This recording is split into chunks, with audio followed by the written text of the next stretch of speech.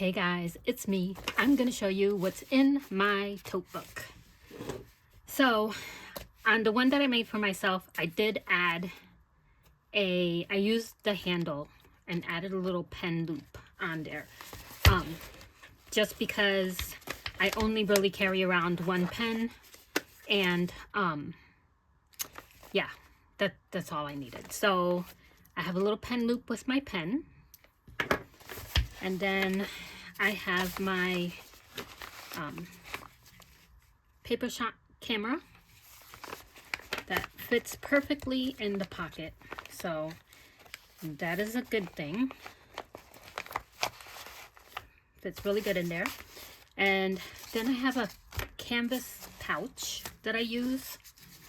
I have my appointment date book in the front. You can find these on Amazon for fairly inexpensive, or you can get them from the Travelers Company. But the Travelers ones will cost you a little bit more. I like the monthly layout because I was using the dailies and weeklies, and I never used them. I always used just the monthly, so which is why I kind of stopped using my Hobonichi. Well, I didn't get a new Hobonichi this year. I decided to go with this instead because I could just throw it in my bag. So there's that. Then my canvas pouch has a little zip pocket that I can put stuff in there, which is currently empty. I just started moving all my stuff into this, so that's why it's kind of empty. I have a craft envelope, and then this particular notebook that I'm carrying around with me is we go to a lot of different places like thrift stores and coffee shops, and we eat out periodically. So I decided, because we can never remember where we went to or what we ate, to create notebooks that are going to keep all that information. And so I have a map of my state, and then I just decorated a little bit here, and then I have my code chart, and then these are all the stores that we go to or we've been to. If it's green, we've been there. If it's not marked, that means we haven't been there yet. Travel, we are going to be going to Vermont in May, fingers crossed. That is the plan. And then this is the other side of my craft book, the envelope. And then I have this notebook in here. So I have two different notebooks. One is shopping, thrift stores, things like that, and travel. The other one is food and coffee, and the coffee is separated because we are big coffee drinkers. So we like to keep track of the places that we go to have coffee. We usually do like Starbucks, but have found that Starbucks is tasting pretty weird lately. So we've decided to start hitting some of the independent coffee shops and seeing how those are. So we have our food, again, with my color chart. And the green are places that we've been to. Yellow is a place, let's see, green is worth going. Yellow is only if we're in the area, and red means it's a waste of time. Don't bother going. The food was horrible. That kind of thing. Too expensive, whatever.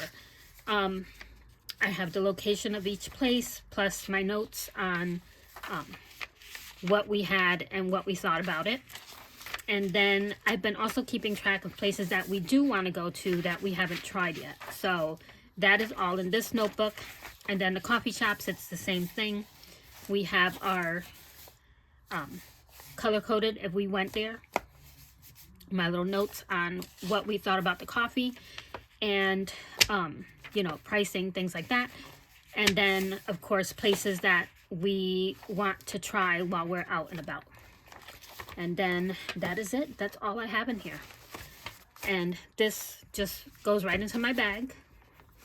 And when we're out, if we go try a new place, I will write it in the notebook, and then when I get home, I will add the color coding to it so that I can keep track of the places we've gone to. And also it helps, since we do travel, there's not a lot to do in our area in terms of like thrifting and things like that.